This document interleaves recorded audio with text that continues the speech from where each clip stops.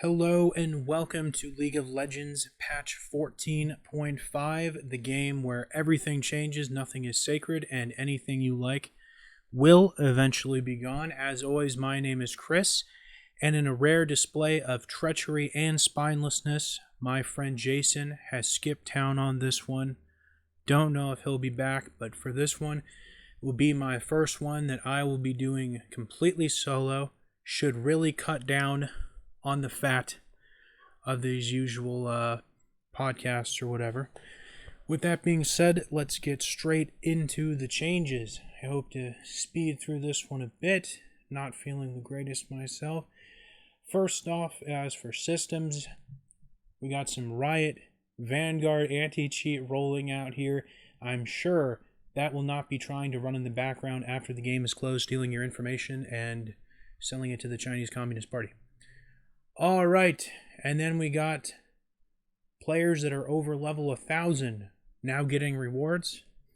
It is nice from time to time to see them recognize the accounts that are still active that made their game even freaking possible. People that have been playing that long. All right, let's go into the champion changes, which is always the meat and potatoes of this channel's content. First up, we've got Bel'Veth, and this is actually, I think, a pretty serious nerf. This is probably one spot she really couldn't afford to get hit in, is her only defensive / utility spell. It gives a lot of damage reduction. It scales really well with all the extra attacks she gets over time with her passive, and going from 70 to 55 at the high end is really, you're really going to feel this. Especially in the late game, where this is such a great, almost Fiora-like tool to weave around fights with. Definitely not a nerf I would have gone with, seeing as how much of a late game scaler she is, and what a incredible, inconsistent bit of a coin flippy champion she tends to be in the early game. This is definitely not where I would hit her with a nerf had she needed a nerf. Alright, next up we've got Brand, and Jungle Brand seems to be making a return in this patch. Now his passive is once again going to be doing more damage to monsters after that was pulled back once or twice in the last few months or a year, I suppose. Make of that what you will. I'm not one of those people who enjoys seeing anything other than tanks and bruisers in the jungle. Call me old school, that's just how I roll. Even more noteworthy, though, we have a cooldown nerf and a damage nerf on his ultimate. Unlike Bel'Veth, I think he actually can get through this nerf and probably be a-okay. His ultimate is nice, but the damage really comes from his both parts of his passive and his W. Yes, it's going to suck for him to lose some damage here at the later portions of the game. But as long as, I guess, the level 6 numbers aren't changed, you're really not going to feel this too much. Alright, look how fast we're going. Next up, we've got... we don't need to talk about Diana. We'll go to Evelynn. Little much off the AP ratio on her spammy little Q ability, just based on how fast that this can activate. I guess this is more of a nerf than it looks like. But I gotta be honest, no matter what case Jason likes to make, Evelynn has always had such insane overkill potential when it comes to her full combo. I think she can honestly lose probably a lot of damage and still have incredible 100-0 potential. She just gets so much magic pen from her allure that it's just crazy. So losing some off her little spammy Q, not the biggest deal. Alright. We got now trigger spell effects upon dealing damage on Fiora's blade work. That is her E, I believe. I should know since I play her a ton. Yep, now trigger spell effects upon dealing damage. I'm not honestly sure. Her Q has never been applied on her E. My bad. Her E has never been applied on her Q if her E happened to be up. Not really sure that's where it's going. It already plays on hit effects. I'm sure there's some kind of niche case where a spell effect that's physical in some way or built on a physical item this would probably be useful on. Right now, it's not really coming to mind, but of course, this has to be a buff. I'm sure there's some goofy interaction this is going to make her even more silly on. Alright, next up, we've got Jarvan. I might have to do these by myself more often. I'm already like a third of the way through or something. It's 5 minutes. Alright, we got his armor growth going up by about 0.4 per level. That's going to give him a nice little chunk at the end of the game, but I think even more noteworthy is how the max cooldown on his Dragon Strike Q is going from 10 to 6, reduced to 10 to 6 from 10 to 8.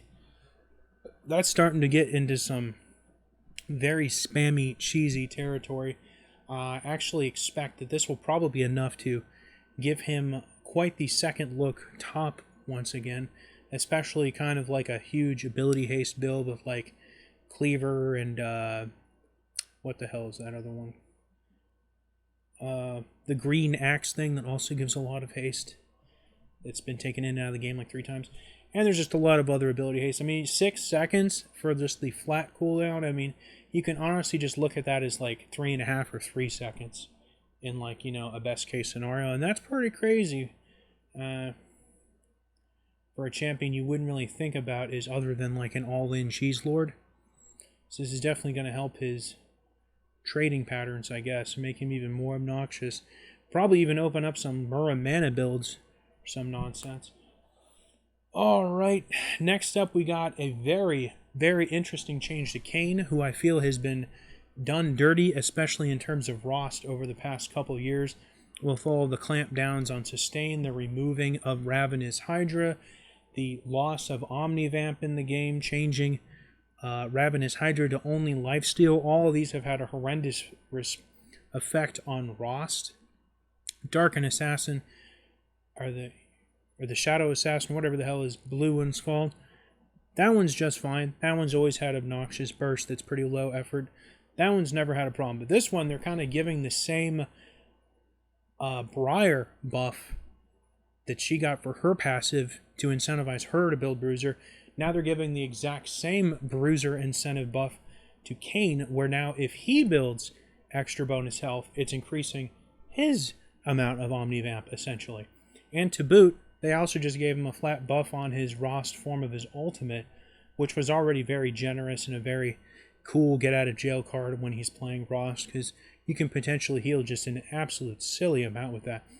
But I really, really, really like this change, because this is going to make the few people that do build Rost still, instead of them literally still just building him with like lethality, this is going to make people actually think about, you know, going like Grasp or Overgrowth, or even Cinderhulk. Or I mean, not Cinderhulk. Heartsteel. Cinderhulk, that's some ancient-ass shit. Yeah, Heartsteel with this kind of stuff. You don't really think of him much as having room to auto-attack, but I feel like this would open up a big world of a lot more sustain off of a lot less of a damage build. And he definitely wants those like extended fights. So this is definitely going to... I look forward to seeing the effect of this, and it doesn't look like there's going to be a downside. This looks all cool to me, just like the Briar change. Alright, next up we've got Kog'Maw. We've got probably a change that should have happened about 14 or 15 years ago. Now he gains 10% at bonus movement speed when he dies and begins his passive. For a long time now, that was like a ramping bonus, but now the ramping bonus is a little bit better. Personally, I just think his passive should scale more with levels than it does. I think it only caps out at like 500 or 600 true damage.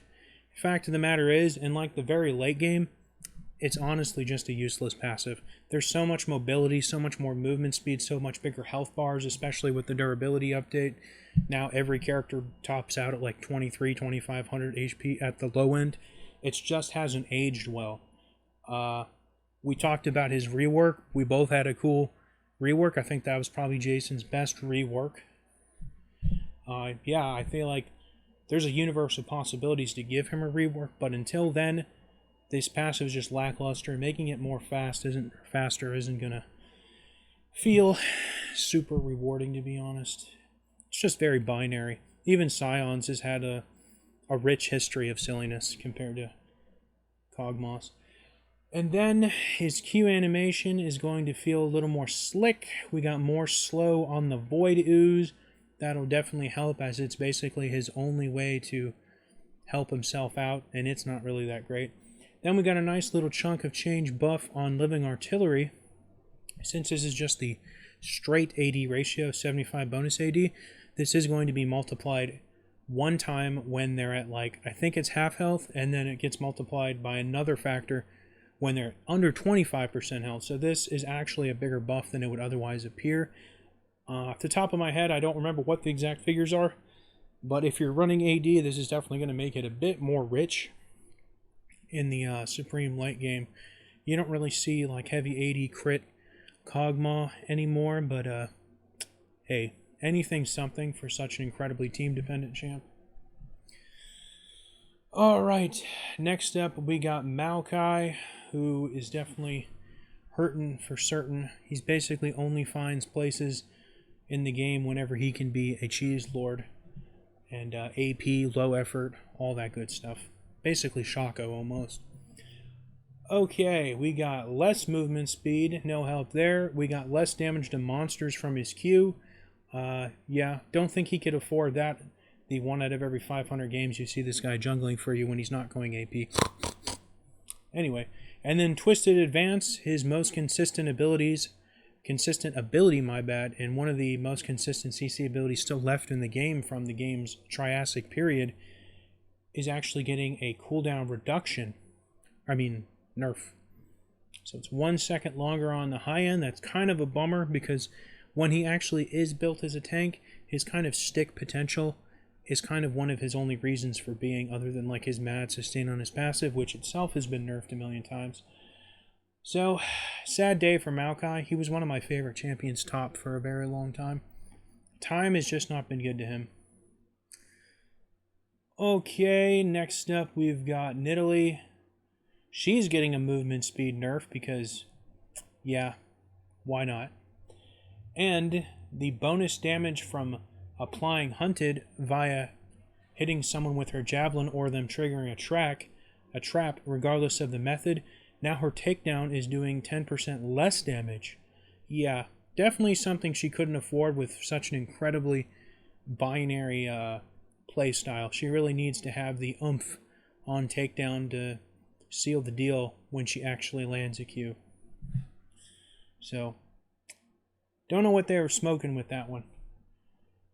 I don't know how many times you really see Nidalee take over a game, but you can better believe it, she ends up losing that game if you don't win 5 minutes later. Alright, now Rek'Sai, who's been getting a bunch of interesting changes the last 2 patches.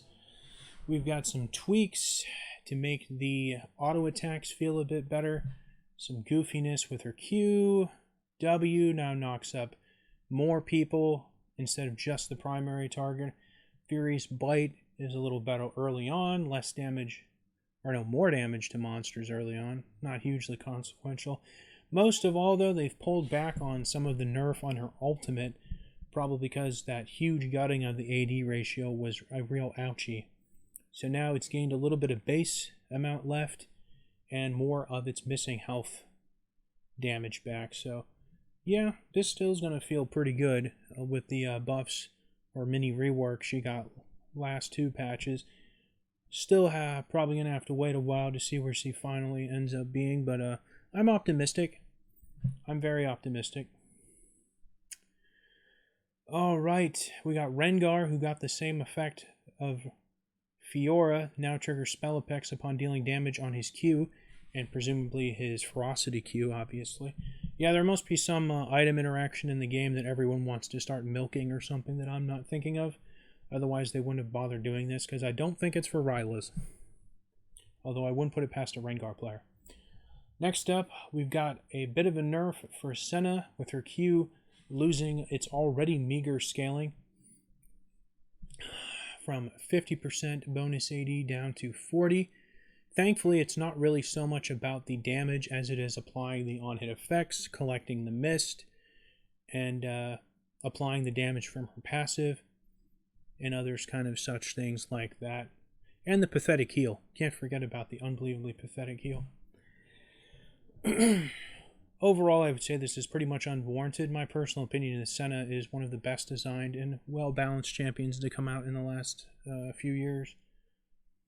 Alright, moving on to Seraphine. We've got a bunch of changes here. I'm not exactly going to go over all of these. Let's just go over the highlights. Nothing really interested in the base stats department. I guess 5 less damage is definitely going to be noticeable when you're trying desperately to last hit like a clown. We've got, I guess, a nerf on her passive. Make that even harder to last hit too. I might read some of this stuff incorrectly from time to time, so bear with me. High note, her E, which is kind of her most consistent. Oh, my bad, that's her Q.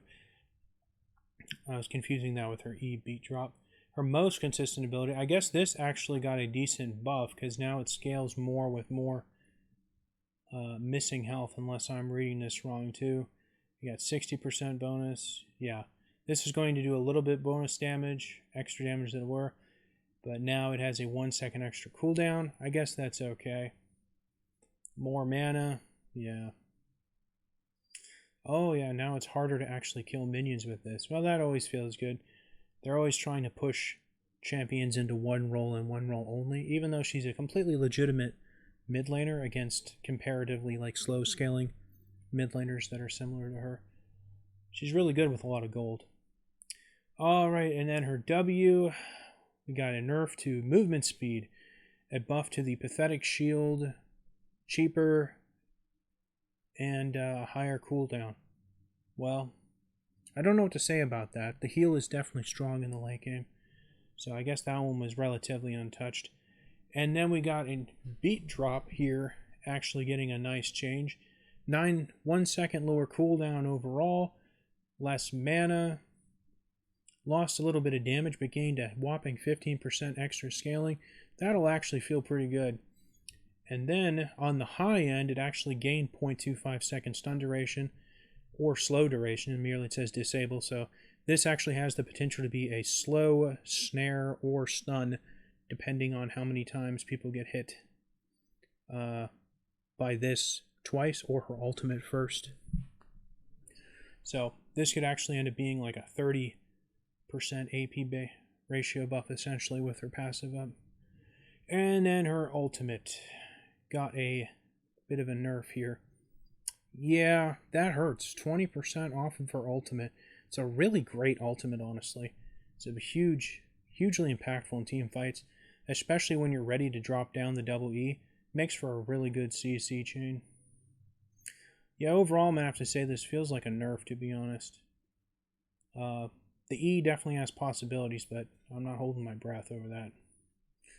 Then Set, getting the spell effects bonus 2 on his Q. Like, again, there's got to be some goofy item I'm not thinking of for this. I probably won't bring it up again if there's another champion. We got more armor from Sivir. Let's go down to Smolder. My opinion is this champion is still kind of in a bad place. I feel like the only thing that's really slowing him down is how long it takes him to unlock the final form of his Q so he can start doing like true damage. And they didn't make that any faster, but they did make it worse as soon as you get there. Interesting. So it no longer starts with 6.5% max health true damage, but now the true damage scales with your bonus AD, some silly AP, or 0.8% for every 100 you get. And I think you need 200 or 225 just to get there. So you better be, 225. You better be building some serious AD to actually get what you were getting for free before. Alright, and then his gap closing ability, we won't say the name of that goofy one. Now you don't get the little missiles for free, but now you get one for every 50 dragon stacks. So now you need 250 just to get where you got for leveling this prior. So this is definitely a nerf, because you could just go into the late game and put 5 points into this and already have 5. Now you basically need to do the groundwork. I guess that means it doesn't even fire anything until you get at least 50. Yep. The balance changes that this guy's had so far have been very head-scratching. I'm actually more surprised that they don't really see it my way and realize how bad his laning phase is. Or how fast he tends to stack his Q. Alright, then we get a reduction on the damage on his ultimate by a little bit at each rank. Although the sweet spot bonus damage is 20% more. I think overall that's a buff if you hit them directly to it. Then we got a heal reduction on the bizarre extra component of his ultimate. But hey, now that scales with AD like it probably should have when he first came out. Probably not enough. But, you know, it's something. If it healed his whole team, I think then we could talk. Alright, let's go down to Twisted Fate. Ooh, sad day for Twisted Fate. I guess people were finally starting to get comfortable with chucking some serious cards. Because this is a pretty big nerf. You can kind of view this ability as if it's like a built-in Nashor's Tooth. Picture like Nashor's is like 20% AP. This thing literally went from 75 bonus AD to 25. So like a 66% nerf essentially on his AD ratio on his stack deck. I mean, that's pretty wicked. Now I know it's like only every 3 or 4 auto attacks or something or other, but still, that's a lot. And then less attack speed to boot. Not to mention the nerfs he got last patch. I'm still not really seeing it for him. I feel like he just finally got to a place where his AP builds were actually legitimate, and now he's getting hurt. He's getting punished anyway just because of the success of his AD builds. This poor bastard just can't catch a break. Alright, next up we got Vayne. A nerf to her passive after 15. I guess more like 10 or 12 years. I guess she came out like in season 2 or 3. After like 10 or 12 years, she's getting a nerf on her passive that gives her more movement speed. This is the same thing that's like tripled or doubled when she's in her ultimate. Yeah, this is definitely going to hurt her utter obnoxiousness during her ultimate, which is her whole time to shine when she basically cannot be kited. She can kite everyone, and she can catch up and catch everybody. You're definitely going to feel this probably a bit. And then probably an utterly justified nerf on her Q, which ultimately had a 2-second cooldown.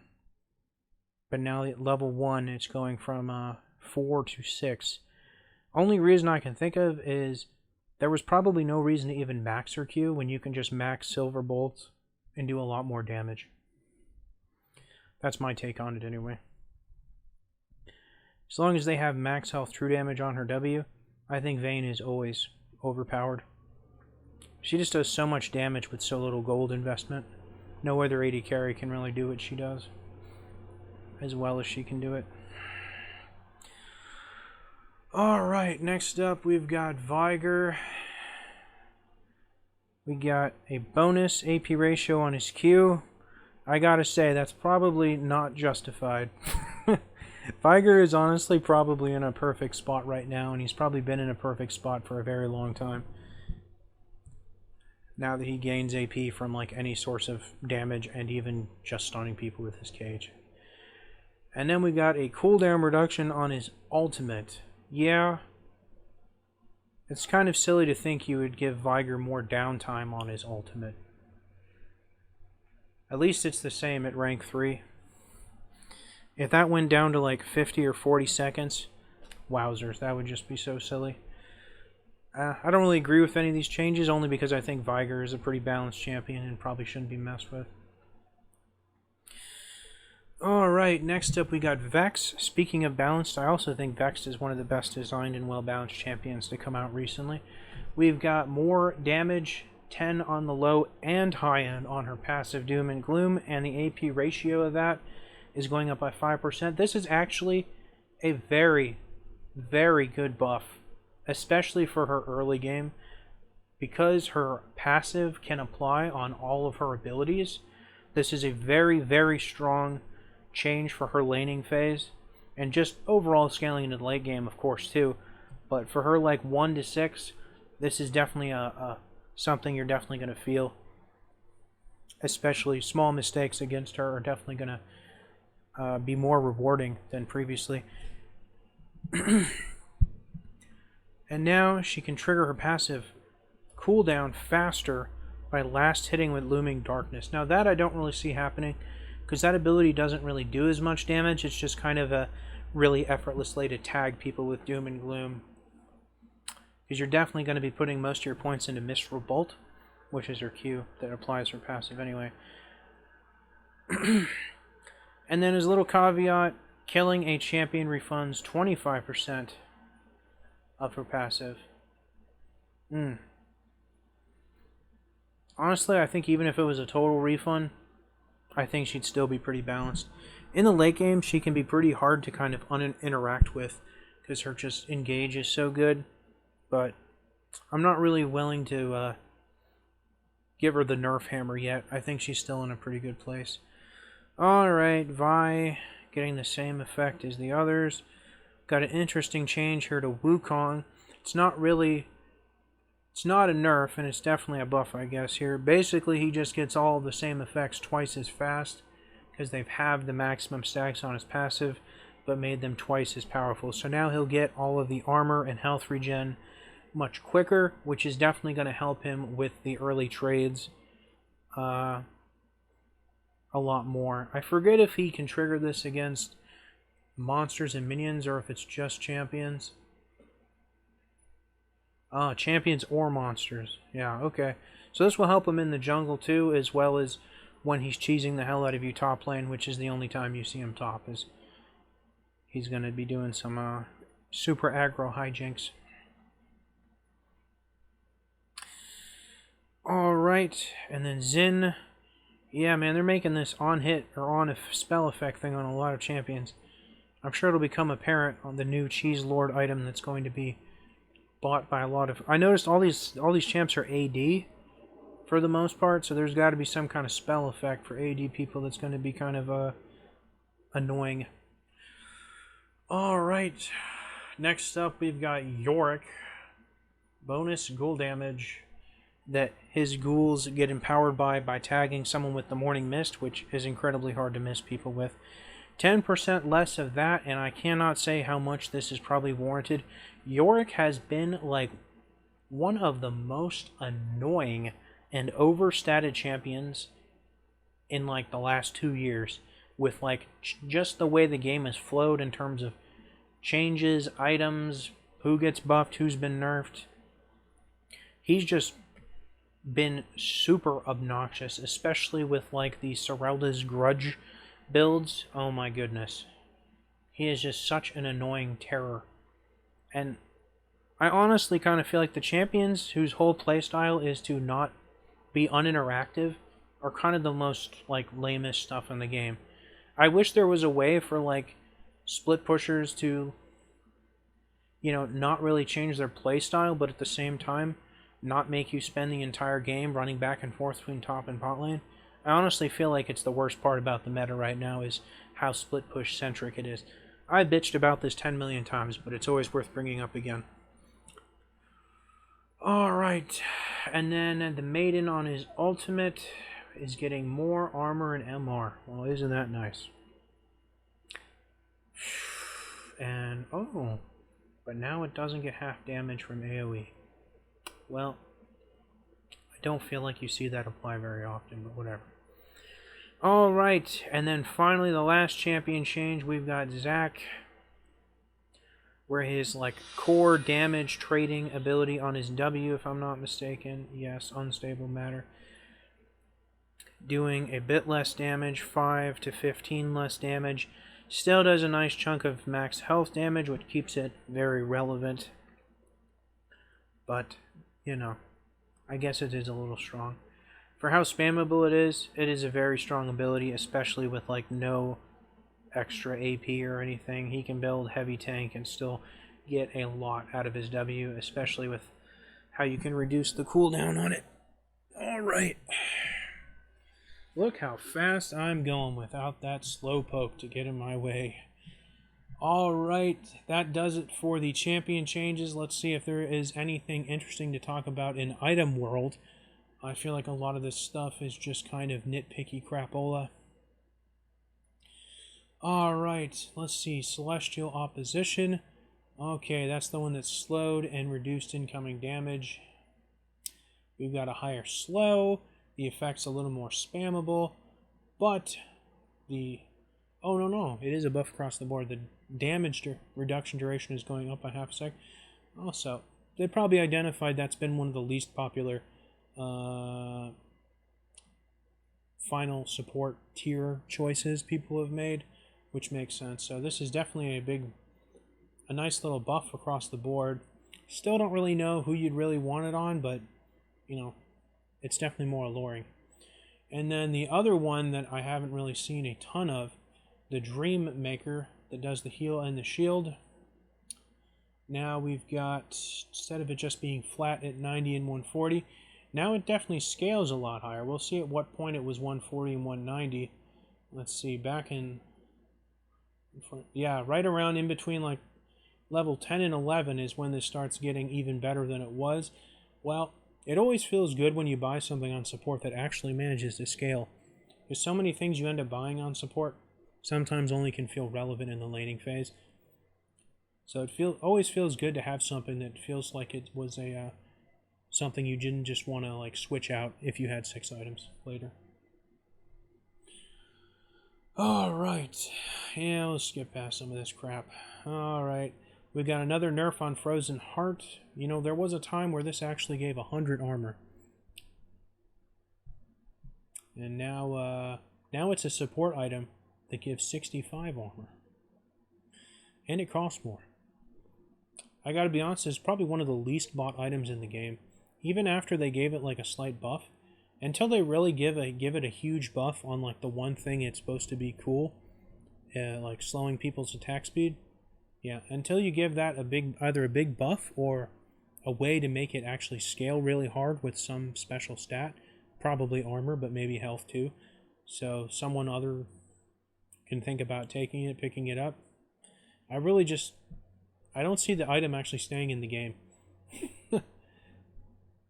Yeah. Or they can just throw a ruby crystal in there and it can give health. Then people would actually probably want to buy it. I say this all the time to my friends in League. Buying tank items that don't give HP just doesn't feel very good. Alright, next up we've got Heartsteel. We got 80% on the active effect when you trigger it, doing 20 less damage, but then you get 12 or 2% more bonus health permanently. I read the fine print here, it says bonus health from items. I think there was actually a point in time where it just gave you bonus health from any source of your bonus health, whether it was like grass, overgrowth, items too, whatever, feast, I don't know. So I feel like definitely a nerf for the damage, but a buff for the scaling, which I think most people will actually be happy with. Most people that buy this I want to say they buy it because they have an ability or something that scales really beautifully with health, and they're looking for that infinite scaling power dream or power fantasy, something like that. So losing some damage off of it, I think everyone will be okay with if it means scaling that much harder. And, you know, Jason says I always got to bring up Shen, so this is good on Shen because that means more health. More health is going into Shen's ultimate, and I'm always looking for that next silly Shen build. Alright, next up we've got Hextech Rocket Belt. I gotta be honest, since everything got downgraded back to legendaries, I feel like this item has just been absolutely dead on arrival. The fact that it no longer has the Magic Pen synergy as its old mythic passive, and it didn't really get anything to compensate other than being a bit cheaper, has really left it the odd man out for the most part. Like, I imagine maybe Echo and like Echo is probably the only person that still builds this. Even like champions like Akali or Vladimir probably moved on to like Storm Surge or God knows what else. Yeah, it's just poorly statted. It just did not make the transition from Mythic back to Legendary in one piece, I'm afraid to say. But now it needs to cost more for some reason. Alright, next up we've got Lichbane. Pretty odd change here. Now the Spellblade effect is going from 50 to 45. Now it's been 50 for several years. At one point, for a few years, a long time ago, it was 75%. And for the very beginning of the game for several years, it was actually like 100% and 90% for a while. So this thing has definitely fallen from grace. But I gotta be honest, if it was even close to the old days, this thing would be like busted on a lot of champions. But taking one step backwards, I feel like Lichbane is already not a very popular item. It's not a very accessible item.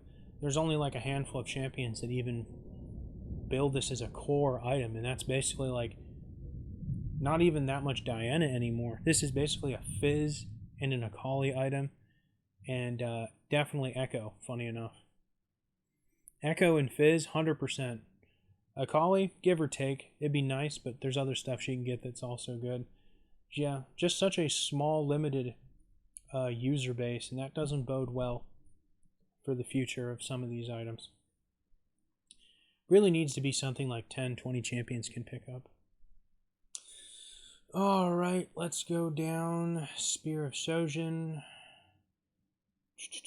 That was the item I was forgetting earlier that Jarvan should think about picking up at Black Cleaver. Spear of Shojin. Abilities can now only grant 1 stack per cast, up to 1 per second for damage over time effects. Sounds like a nerf. Guess that means it's going to be less accessible also. There was probably some champion who could stack this fast, like Garen or Renekton or something silly. The people who also make Conqueror a bit more silly. Alright, now we got the Solstice Slay. Whoever came up with that was clever. This is one of the other support items. This one is the one that gives movement speed and the heal. If I'm not mistaken, this actually just changed from a flat amount to a max health. Now it's going back to a flat amount again. Yeah, some wild inconsistency there. Less movement speed and a big nerf on the effect. I guess this was a really good engage tool. I'll be honest, there's really only 2 of the support items that I see incredibly consistently, and that's the damage bursty one and the even shroud knockoff one. Alright. Storm Surge. Pretty juicy buff here. It's getting not 1, not 2, but 3% bonus movement speed. Let me look at that. Yeah. That's just all the time. For a minute there, I thought it was like on some kind of effect. That also gives movement speed. But no, it's just flat 8%. I'm surprised they'd go there with that. It's pretty crazy. Alright, Sunfire Cape getting 50 more health. I feel like every season this item gets 50 more health. Every year it feels like it gets 15, 20, 25, 50 more health or something like that. And then even more juicy, the Immolate's going from 15 to 12. Since this item stacks like 5 or 6 times, that definitely is going to make it scale a bit better. And this is definitely going to make it more attractive as a first item purchase, which I gotta be honest, the item has kind of fallen out of favor as a first item pickup basically across the board for every champion in the game almost, maybe with the exception of like a Mumu or something. It's not 10, 12, it's not season 2 or 3 anymore where you would like get this first. It's not even really about getting it first even to push faster anymore. Now it's kind of more like a tank dueling item, and it is good at doing that. It's just not really good enough to buy first anymore. These changes would definitely encourage that though, so there is that. Alright, that does it for the items, and I guess that's everything. I would never hear the end of it if I started talking about these ARAM changes, but there are some crazy ones, but I won't go into that. Alright. That went actually pretty fast without someone actually repeating most of the stuff that I say first. Well, that does it for 14.5. I swear to God, I really want to get that Kindred Champion Judgment out one of these days. I've just had a lot of migraines and a lot of family drama that I've been going through, so sorry everything's been kind of slowed down. Trust me, it's on the to-do list. All right, with those quick 40 minutes come and gone, I'll see you guys next time.